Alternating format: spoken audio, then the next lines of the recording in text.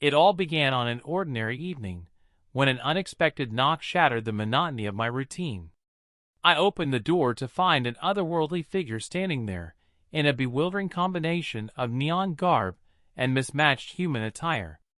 Without preamble, the creature announced, "Greetings, Earthling. I have journeyed across galaxies to partake in your species' most esteemed ritual, the art of breeding."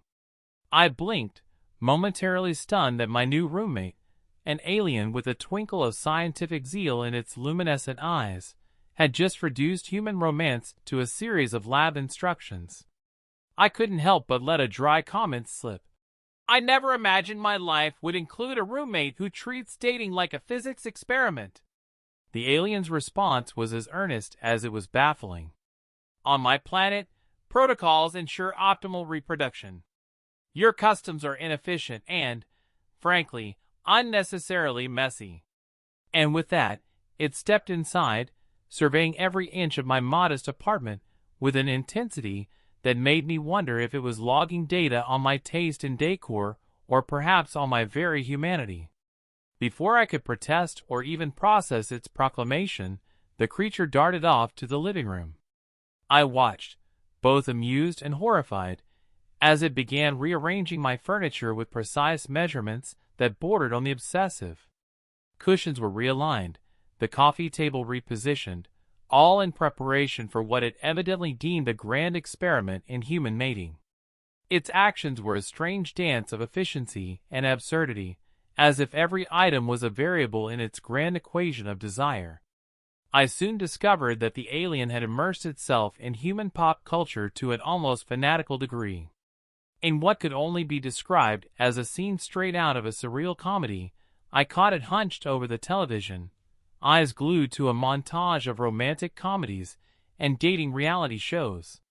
It absorbed every cliché and every over-the-top gesture with such intensity that I half expected it to start quoting lines like, "Love is the one true constant in an ever-changing universe." Instead, it opted for something more literal. It plucked a well-worn, dog-eared dating manual from a dusty shelf and regarded it as though it were a sacred text. "Behold," it declared, holding up the manual with a ceremonious flourish, "the blueprint for your reproductive success." I was left speechless as it flipped through the pages, nodding solemnly at passages filled with corny pickup lines and clumsy romantic advice. Moments later, I found it practicing what it believed to be the epitome of seduction. It sauntered over to a potted plant near the window, leaned against it with exaggerated nonchalance, and began to recite a series of flirtatious lines, as if the plant were an ideal mate. "Your leaves shimmer like the cosmic nebulae, and your soil, rich and inviting, calls to me," it whispered with an intensity that made my eyebrows shoot up in disbelief.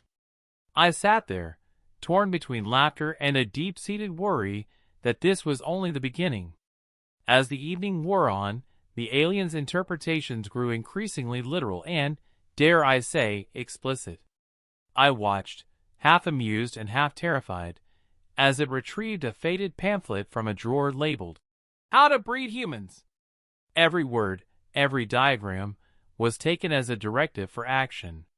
With dramatic flair, it approached a mannequin, left over from a recent costume party, and launched into what it described as the initiation of human passion. Its gestures were grandiose, a mix of flamboyant theatrics and pseudoscientific precision. "Prepare for ignition," it intoned, lowering its voice as if speaking a forbidden incantation, while its hands mimicked the delicate adjustments of some intricate mechanism. The language it used was an unintentional cocktail of dark humor and sexual innuendo, with double entendres layered upon each other until nothing remained but a surreal performance art piece that left little to the imagination. I couldn't decide whether to intervene or simply let the spectacle unfold. Every moment was a testament to the clash of two worlds: the alien's cold, calculated logic versus the messy, unbridled chaos of human desire. It wasn't long before the creature's next grand announcement echoed through the apartment. "Tonight, we shall unlock the secrets of human romance and demonstrate the precise mechanics of your mating rituals," it declared with an unwavering confidence that both thrilled and terrified me. There was no room for debate. This was an experiment, and every detail had been preordained by its newfound manual. In a tone that mixed scientific jargon with overt sexual innuendo, the alien began outlining its plan in a manner reminiscent of a TED Talk gone rogue. Step 1. Initiate contact with an appropriate specimen. Step 2. Emit targeted pheromones to signal availability. Step 3. Engage in auditory stimulation via serenade designed to elevate heart rates by a minimum of 40%. The methodical precision of its instructions was undercut only by the absurdity of applying such a formula to human romance. I couldn't resist interjecting. "You call that a mating call? I've heard better signals from a broken vibrator." The alien paused, as though it were analyzing my remark with a scientific instrument, then continued unfazed. "Your skepticism is noted, but the data remains unchallenged." Even as I absorbed its words, the first signs of impending chaos began to emerge. A misplaced pheromone sprayer discharged unexpectedly near the doorway, filling the air with a heady mix that was simultaneously alluring and utterly perplexing. Meanwhile, a hastily sent invitation appeared on social media, summoning a small group of unsuspecting onlookers to bear witness to this interstellar experiment in real time. The room, already charged with an almost palpable tension, now buzzed with the promise of unpredictable consequences. Throughout it all, I remained an unwilling yet captivated observer. The alien's actions were a master class in earnest absurdity. Every movement, every carefully chosen word, was an unintentional parody of human intimacy, a parody that laid bare the raw, unfiltered chaos of our species' approach to love and passion. I could see that, despite its reliance on logic and predetermined protocols, the creature was inadvertently exposing a fundamental truth, that human desire is something that no amount of scientific precision can ever fully contain. In that moment, as the room filled with the mingled aromas of exotic pheromones and the electric anticipation of onlookers, I realized that my life had irrevocably changed. The alien, with all its misplaced confidence and scientific detachment, had set in motion a chain of events that would challenge every notion of romance I'd ever held. Its methods might be absurd, its execution maddeningly literal, but they were also a reminder that human passion, in all its wild unpredictability, cannot be distilled into a neat formula. I found myself both exasperated and strangely inspired by the creature's determination. In its quest to perfect our mating rituals, it had unwittingly become a mirror, reflecting back the chaotic and perfect beauty of human intimacy. There was no algorithm for a perfect kiss, no calculation for the flutter of a heartbeat, and certainly no manual that could capture the essence of what it means to truly connect with another soul. Even as I braced myself for the inevitable fallout of its experimental approach, I couldn't help but feel a spark of admiration for the audacity with which it challenged the status quo. That night, as the stars outside bore silent witness to the unfolding drama within my apartment, I sat in quiet contemplation, a cocktail of amusement, disbelief, and reluctant admiration swirling within me. The alien's experiment had only just begun, and already it was clear that no matter how hard one tried to systematize love, there would always be room for chaos. A beautiful, messy chaos that no being, terrestrial or otherwise, could ever hope to control. The next morning, I woke to the sound of dramatic wailing. My alien roommate had positioned itself in front of the bathroom mirror, reciting what sounded like a mix between a Shakespearean monologue and a dating profile rejection. Alas! My pheromone deployment was insufficient. My human courtship remains unfulfilled. It clutched its chest, well, the region I assumed to be its chest, and sank to the floor in exaggerated despair. I rubbed my temples. Let me guess, the experiment didn't go as planned? It snapped its head up, eyes brimming with determined resolve. Your species' attraction algorithms are inefficient. Your kind rejects scientifically optimal mates based on chaotic emotional variables. This requires recalibration. I sighed, already regretting asking. Oh, great. And how do you plan on recalibrating? The alien's answer was immediate. By studying human romantic archetypes in depth.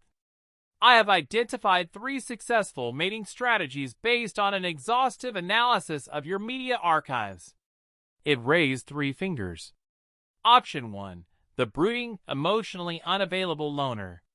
Option 2. The playful rogue who conceals deep trauma.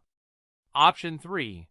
The submissive and obedient suitor willing to endure any degradation for the sake of love. I choked on my coffee. That's what you got from human romance? Yes, it said, flipping through its notes. Statistical evidence supports these patterns.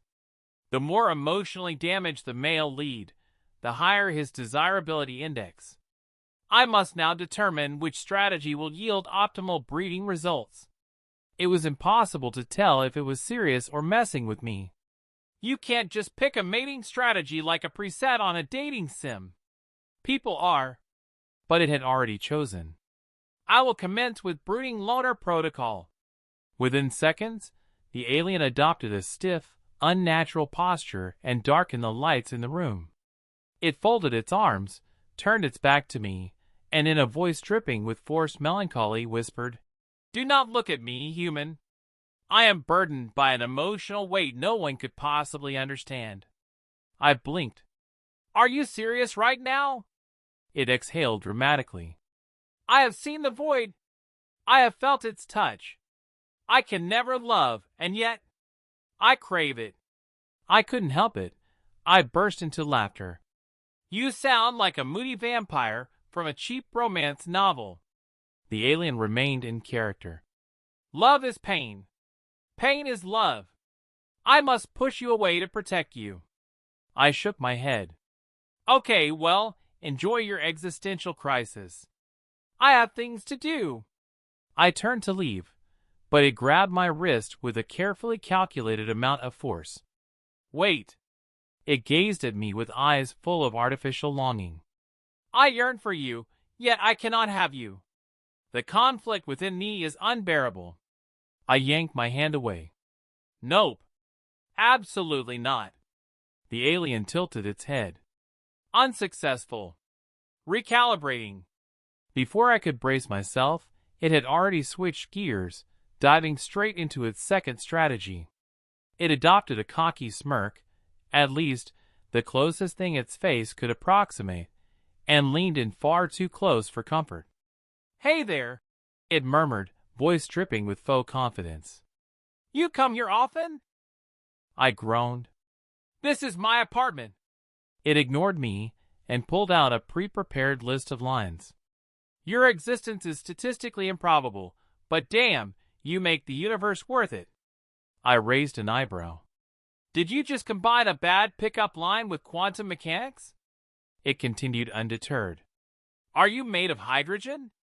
Because you're causing a nuclear fusion reaction in my—" I cut it off with a glare. "Finish that sentence, and I'm throwing you out the window." The alien immediately straightened, its expression shifting to one of deep contemplation. "This is more difficult than anticipated. Your species engages in attraction-based rituals that contradict fundamental evolutionary logic. You're only just now realizing that?" "Yes. Despite optimal mating conditions, emotional chaos continues to disrupt the process." It rubbed its chin. "I must analyze further." At that moment, my phone vibrated. A text from my friend popped up. Who the hell sent me an invite to witness the birth of perfect human romance? I turned to my alien roommate with a sinking realization. "What did you do?" It straightened proudly. "I have invited human subjects to observe and verify the success of my methodology. Science demands peer review." I groaned. "You turned my apartment into a live romance experiment?" "Affirmative." A knock at the door made my stomach drop. I opened it to find a mix of acquaintances, friends, and God help me, random strangers, all looking wildly confused but morbidly curious. One of them peered inside. We got a mysterious invitation promising an evolutionary breakthrough in human romance?" The alien beamed. "Welcome, test subjects. Tonight, I shall demonstrate the superior method of human courtship and breeding." There was a long silence. Then someone muttered, "What the F asterisk asterisk asterisk?" I buried my face in my hands. This was going to be a disaster. The chaos that had erupted in my apartment reached a fever pitch, and it wasn't long before the fallout of the aliens' misguided experiments became all too apparent. The atmosphere was charged with a heady mix of pungent pheromones and awkward anticipation, as my unwitting guests began to experience the unintended consequences of interstellar matchmaking gone wrong. Amid the murmurs and half-laughter of the assembled crowd, I could see expressions ranging from outright hilarity to bewildered discomfort. The alien, undeterred by the earlier fiasco, now busied itself with recalibrating its apparatus, a collection of gleaming, otherworldly devices that it insisted were essential for measuring the precise metrics of human desire. I moved through the throng, trying desperately to salvage any semblance of normalcy, when I encountered a group engaged in what could only be described as a surreal flirtation. Their conversation was peppered with double entendres and off-color humor, a cocktail of sexual innuendo that somehow felt both natural and painfully artificial under the influence of the alien's pheromones. One guest, visibly flushed, murmured to another, "I never knew romance could be so scientifically stimulating." The comment, meant as a joke, elicited a mixture of laughter and exasperated groans from those around us. It was at that moment that I realized this entire experiment had spiraled far beyond any control I could muster. Unable to remain a passive observer, I confronted the alien directly. "This is out of hand," I said firmly, my voice cutting through the cacophony of misplaced passion and confused hilarity. "Your devices, your pheromones, they're turning my apartment into a madhouse. People are acting like they're in a twisted dating show, and I'm pretty sure someone just tried to kiss a coat rack." The alien's eyes glimmered with a mix of indignation and scientific curiosity as it replied in its measured tone. "Data indicates that increased stimulation leads to heightened arousal. I am merely expediting the natural progression of human courtship. Your reaction is statistically anomalous." The absurdity of its clinical detachment in the midst of this unfolding sexual farce was almost too much to bear. As if on cue, a particularly ill-fated date, arranged by the alien's now overzealous invitation, manifested in the form of a hapless individual who, upon entering, was immediately overwhelmed by the sensory overload. The poor soul stumbled through the living room, eyes wide and lips parted in a mixture of astonishment and mild terror, while the alien announced, "Observe as I facilitate the optimal environment for human connection." In a matter of moments, the carefully calibrated devices began to malfunction spectacularly. A malfunctioning emitter discharged an excessive burst of pheromones, sending a ripple of uncontrollable laughter and sudden, bizarre intimacy through the gathered onlookers. In the midst of this debacle, I found myself face to face with an irate guest who demanded, "What kind of sick experiment is this? I came here for a quiet evening, not to be a lab rat in your cosmic breeding program." I tried to offer a placating smile, but the words caught in my throat as the alien interjected with an emotionless, almost robotic tone. "Your response is indicative of insufficient data processing regarding the complexities of human affection. Please remain calm. The process is still in progress." The guest's retort was swift and laced with dark humor. "Calm? I've never felt so chaotic and confused in my life. Your version of romance is more like a bad acid trip." His words, though crude, resonated with the collective mood in the room. Meanwhile, a series of unexpected technical glitches further undermined the alien's grand plan. One of its meticulously arranged devices began emitting a series of disjointed audio messages, snippets of romantic ballads, interspersed with garbled scientific jargon. Increased heart rate, error, spontaneous combustion of desire, rang out repeatedly, each phrase more nonsensical than the last. The effect was hypnotic and hysterical, as if the machine itself were mocking the very idea of controlled passion. I couldn't help but feel a bitter irony.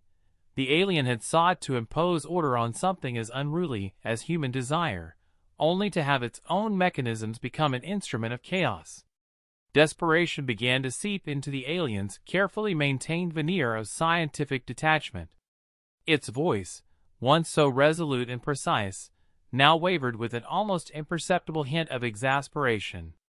"I require additional data," it muttered, almost to itself, as it scurried from one malfunctioning device to another. I followed, partly out of duty, and partly out of morbid curiosity, as it attempted to adjust settings and recalibrate sensors with frantic efficiency. The irony was not lost on me. Here was a being from a distant galaxy, armed with technology far beyond human capabilities, yet utterly incapable of taming the raw, unpredictable energy of human emotion.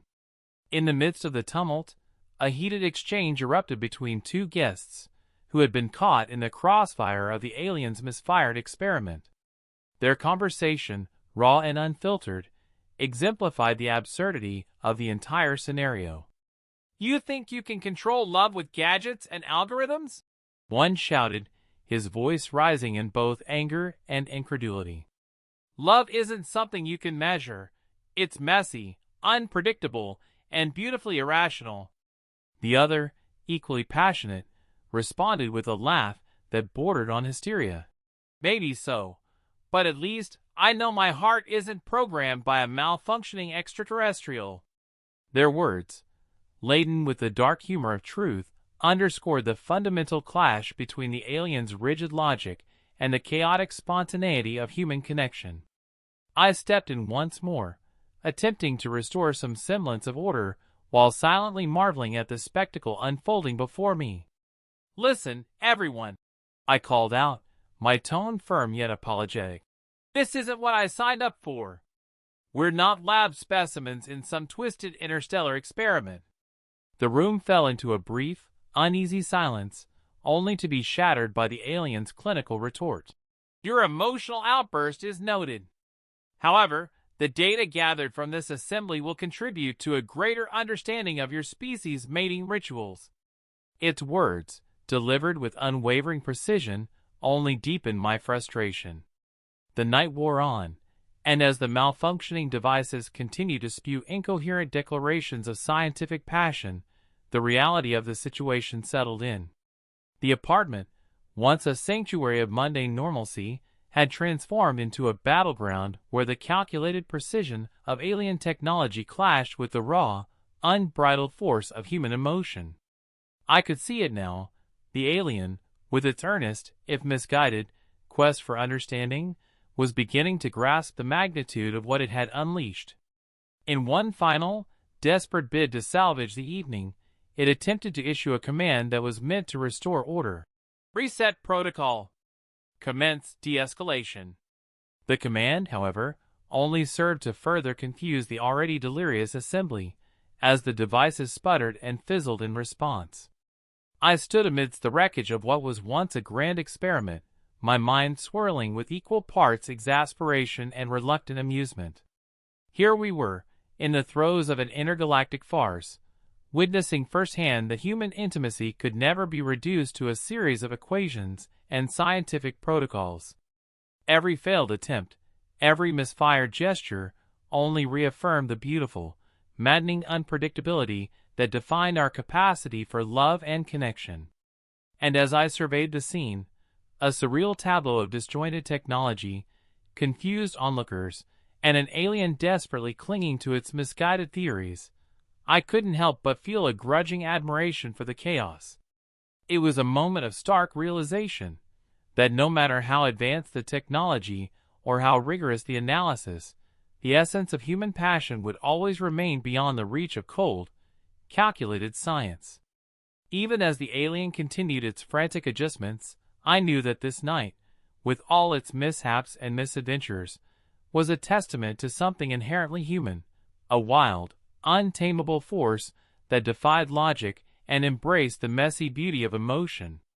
In that instant, the absurdity of the situation transformed into a celebration of all that made us imperfectly wonderful. And though the experiment had spiraled far beyond any predetermined outcome, its very failure was, in a sense, a resounding affirmation of what it meant to be human. The chaos reached its peak as the alien's latest contraption sputtered and failed, its programmed commands falling flat against the unyielding tide of human spontaneity. I stood in the center of the living room, the air heavy with a cocktail of malfunctioning gadgets, lingering pheromones, and the raw, unpredictable energy of a crowd that no amount of scientific calibration could ever hope to control. Amid the disarray, the alien's mechanical voice trembled with something that might have been regret, or perhaps dawning understanding. Data inconclusive. The experimental variables are off the charts. It intoned, its tone betraying a hint of desperation. I couldn't hold back any longer. Enough of this pseudoscience! I shouted, stepping forward with a mix of indignation and reluctant amusement. Your formulas, your protocols, they might work in a lab, but they mean nothing here. The alien's eyes, large and luminescent, flickered as if processing my words with the meticulous calculation of a machine. Your species defies quantification, it replied coolly, though an undercurrent of uncertainty threaded its words. Your passion is chaotic, unpredictable. It cannot be distilled into a neat algorithm.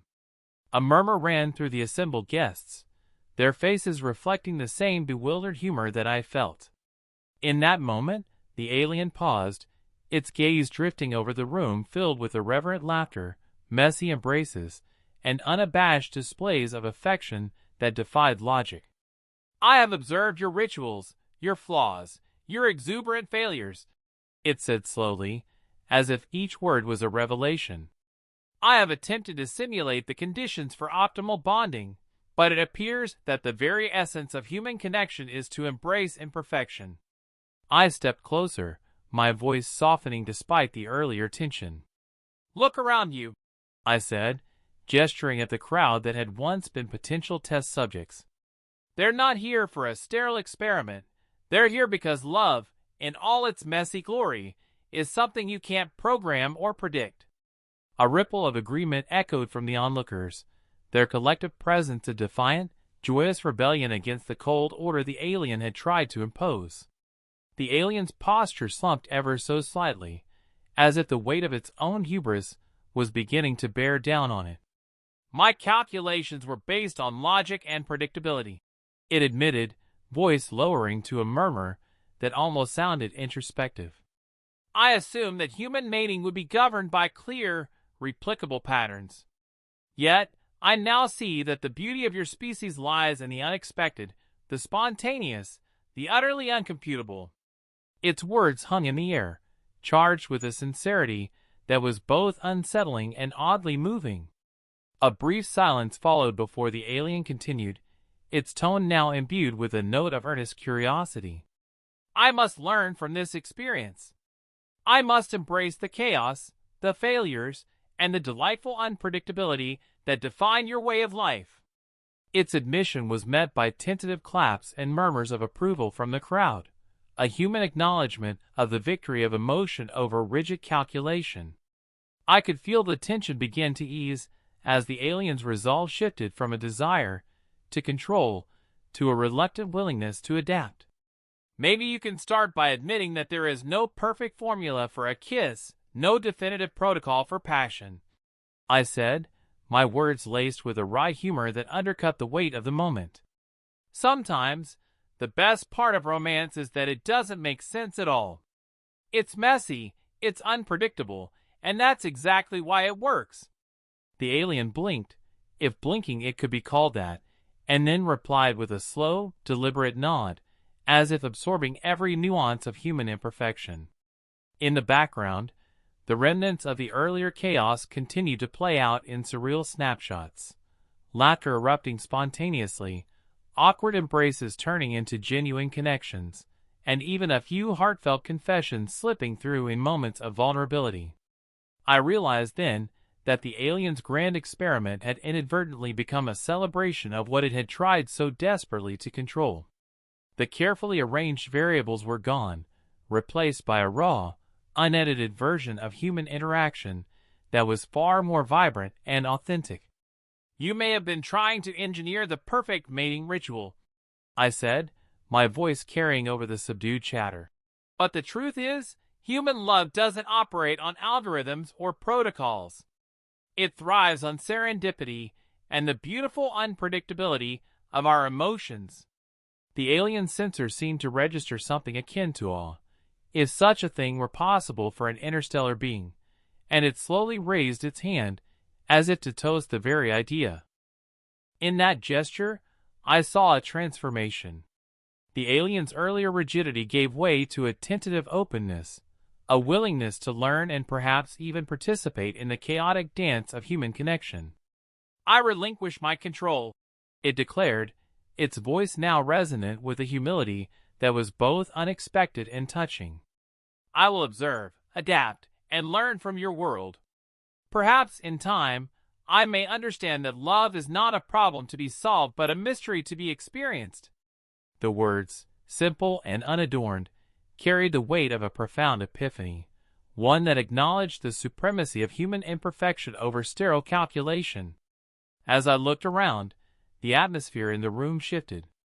The guests, who had arrived as unwitting subjects, now seemed like partners in a grand, unscripted performance, a performance that celebrated the glorious mess of being human. I stepped forward, extending an olive branch not just to the alien, but to the very idea of a perfect experiment. "Why don't you join us?" I offered, half in jest, half in genuine invitation. "Experience what it means to be messy, unpredictable, and beautifully alive." There was a moment of hesitation, a pause where time itself seemed to waver, before the alien slowly took a step forward. Its eyes, once fixed on a set of incomprehensible equations, now sparkled with a tentative curiosity. "I accept," it said softly, its voice echoing with a newfound warmth. "Teach me the ways of chaos." The transformation was subtle yet undeniable. The alien's presence, which had once threatened to impose a cold, calculated order, now melded with the vibrant, pulsating energy of human passion. In that singular moment, the grand experiment dissolved into something far more organic, a melding of worlds where science bowed to the raw, unbridled force of emotion. The evening wound down with a kind of understated camaraderie that only comes after a collective ordeal. I watched as the alien mingled with the guests, its earlier rigidity replaced by an earnest curiosity, asking awkward but heartfelt questions about love, desire, and the inexplicable beauty of failure. Laughter and genuine smiles filled the room, a testament to the triumph of spontaneity over structured control. In the final moments before the night drew to a close, I found myself reflecting on the absurdity and brilliance of it all. Here was an alien who had ventured across galaxies, armed with a vision of perfect logic, only to discover that the essence of human romance was beyond even its most advanced calculations. In embracing our messiness, it had unwittingly honored the very spirit of what it means to be alive. As I prepared to bid farewell to a night that had rewritten the rules of engagement, I couldn't help but smile at the irony of it all. The alien's journey had led it to an unexpected destination, a place where the unpredictable, often chaotic tapestry of human emotion reigned supreme. And in that realization, I found a subtle, almost tender hope that perhaps, someday, we could all learn to celebrate our imperfections. For in the end, it isn't the perfect formula that defines us, but the beautiful, uncharted adventure of simply being human.